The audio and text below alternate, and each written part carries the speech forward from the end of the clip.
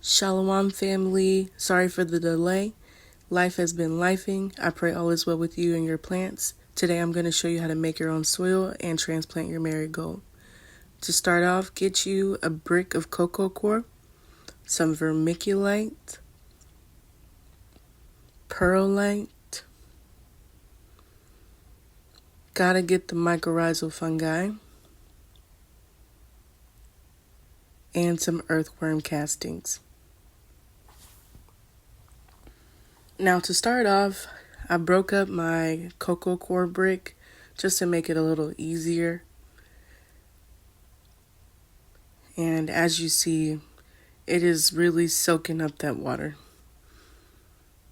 This is my first time actually using cocoa coir brick, but I think I will be using it from now on just because of how much I was able to get out of one brick.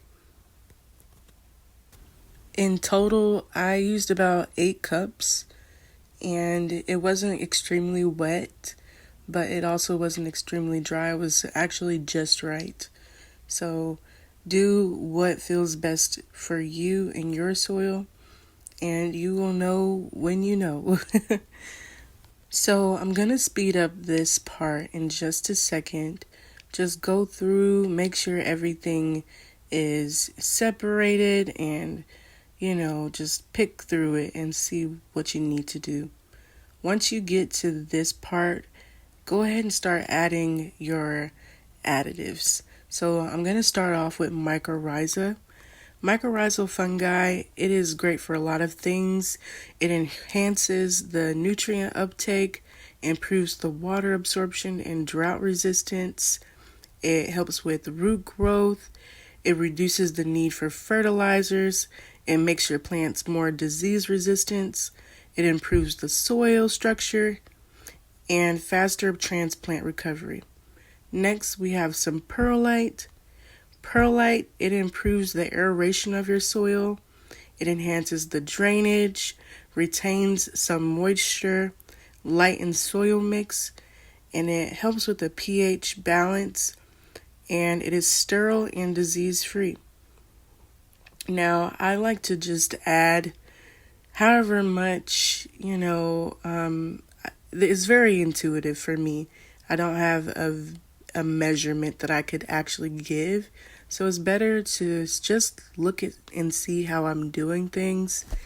And that way you can, I guess, learn how to do it the way that you want to do it. It's just like cooking, you learn how to do it the way your mom does it, and then you start doing your own thing. And so in this case, I'm your mom.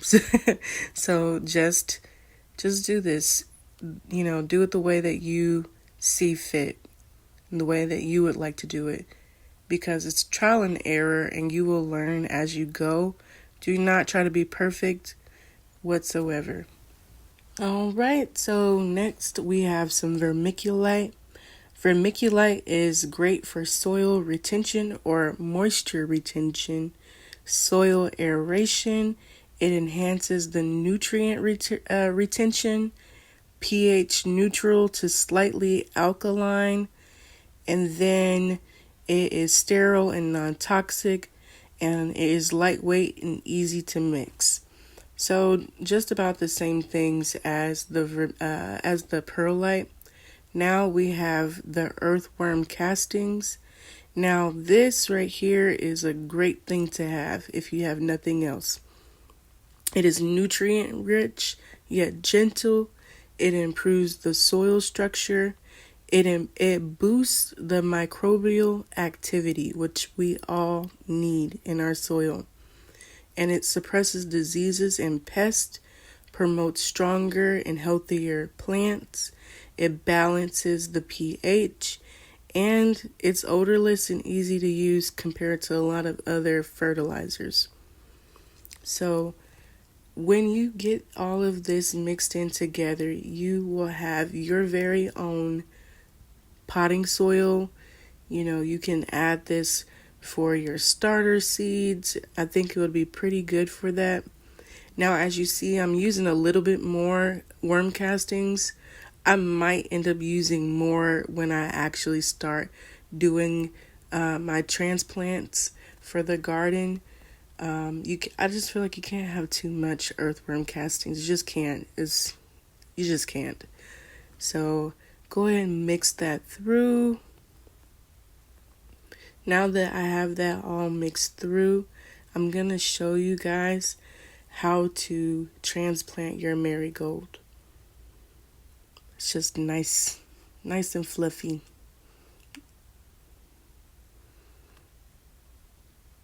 Alright, so now that we have our marigold, just go ahead and squeeze the pot. And as you see, I'm turning it, letting the loose soil come out without having to dig for it. And my soil is pretty moist, so it made this process easy. If yours is not, don't worry about it. Just be gentle, okay? That's all you have to do is just be gentle. It'll come out. Don't force it. As you see, the roots are right down there, and I'm just going to let it, rest on the table and gently grab it and remove the soil. 9 times out of 10, because the plants are so young, the roots are not going to be super root bound, so it's going to be a little bit more easy than it would if it was a more mature plant. And of course, I'm going to add some of the prop drops because I just love these. I know that they more than likely are not organic, but I like them. So do what you got to do. And I will be showing you guys how to make your own fertilizer soon. So now that we have our soil together, let's go ahead and transplant or add soil. So just go ahead and just add the soil around it. I'm holding it up just so that it can, just stay up instead of me, instead of it leaning to the side. This will allow you to control where it actually goes and how it stands.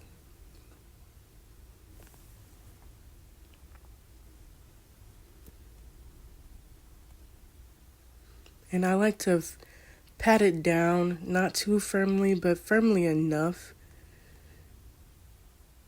And just put the dirt at whatever, height that you want it to go in. I'm going to put mine just a bit closer to the top, about a half inch or an inch away from the top. Now, sometimes I just like to decorate my pots with some rocks. I don't have any right now to show you guys, but I just like to do that. And sometimes I will put the soil all the way to the top, just about as you see, and just add some decorative rocks just so it's cute. And I just added the rest of that water because why waste it? And there you have it. I hope this video was edifying for you. And if you have any comments, questions, or constructive criticism, please let me know.